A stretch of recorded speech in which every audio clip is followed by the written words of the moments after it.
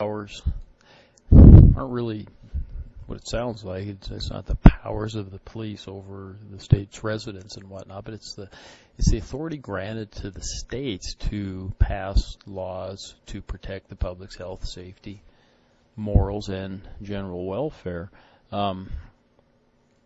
It really gives states oftentimes then power over and above what the federal government may do through law or regulation in many cases, with some restrictions, of course.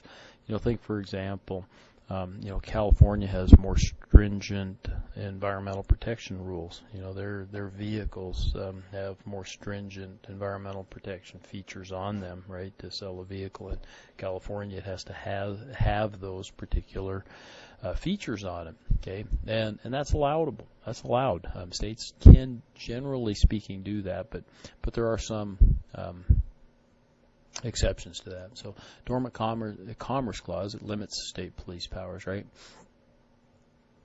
So we can't have rules and regulations that are arbitrary, capricious, or unreasonable. So maybe we can't pick out groups, right, and do something that discriminates against them, okay, in some fashion or another, and those rules also would be subservient. So we can't do things that are outside of what the Federal Commerce Clause says. We can go over and above in many cases, and in some cases with the police powers, but we can't go outside of that.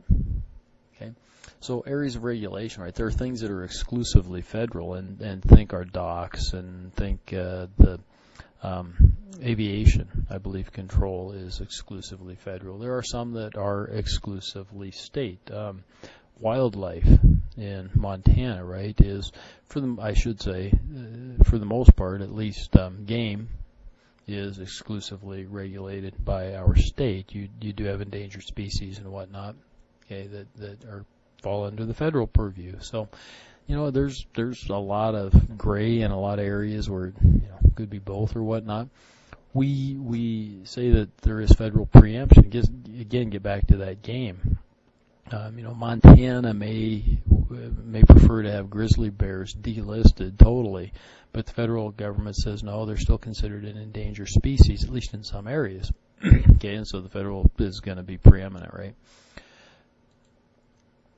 In case there are irreconcilable conflicts, again, there is federal preemption, but state regulations cannot pose an undue burden. State will have exclusive rights, though, where there is no federal regulation. That may be harder to find an example. In Montana, I would say in most cases a lot of that stuff's dual. California may have some dual regulations, or I'm sorry, where there's no federal regulations, California probably has some regulations that they've put in place. Can't have discrimination. Okay. So state taxation, it is a form of regulation, can be. Certainly think about, tobacco taxes or alcohol taxes, sometimes referred to as sin taxes, limited by the Commerce Clause. And again, they can't be arbitrary, those types of things, those words that we had in the prior slide. Apportionment just is a way to allow big corporations that do business, like Walmart does business in all 50 states. And how do they calculate their taxes? Well, they're allowed to apportion income and expenses then, okay, based on perhaps population or some feature or some way, Census Bureau, whatever the case may be, they're allowed to apportion those things. I'm sure there's generally accepted accounting practices that they use in order to do that. Calculate what they would owe then for state taxes in particular states, because they vary very much from state to state. Okay, there has to be a sufficient tie, nexus, or taxable situs. And again, we can't select certain businesses and say, we're going to tax you more just because.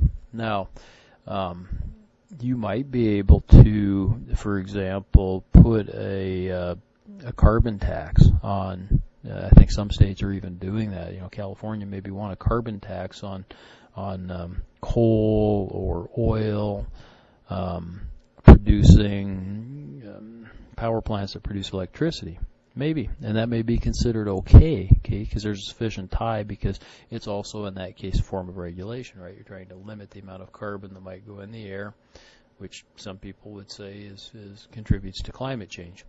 Okay, but you couldn't put a just an arbitrary tax on Walmart, for building buildings and building stores and wherever they might be. You couldn't put an arbitrary tax on them, that we're going to charge you twice what everybody else is because, Walmart takes away from local businesses or something. That would be arbitrary. It wouldn't be allowed. Let's pause there and we'll come back and get into the regulatory processes.